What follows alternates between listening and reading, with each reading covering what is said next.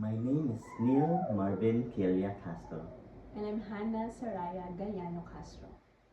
Like Jesus Christ, ascending the steps of the temple in Jerusalem, you're about to walk inside the temple, the house of the Lord. Pay attention to what you see. Listen to what is said. But above all, remember what you feel.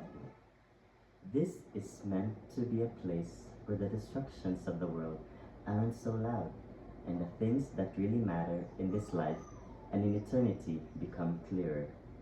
It's a place where you can strengthen your connection to your Heavenly Father and feel the love that Jesus Christ has for you.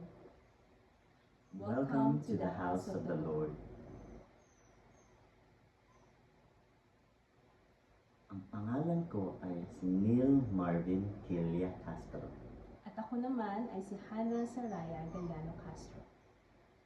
Tulad ni Heso Kristo na umaakyat sa hagdan ng templo sa Jerusalem, malapit ka nang pumasok sa templo, ang bahay ng Panginoon. Bigyang pansin ang iyong nakikita. Pakinggan ang sinasabi, ngunit higit sa lahat, tandaan ang iyong nararamdaman.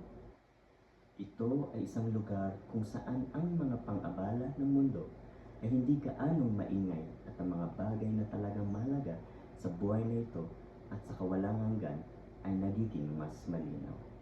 Ito ay isang lugar kung saan mapapatibay mo ang iyong koneksyon sa iyong Ama sa Langit at maramdaman ang pagmamahal ni Jesucristo para sa iyo. Maligayang pagdating sa bahay ng Panginoon.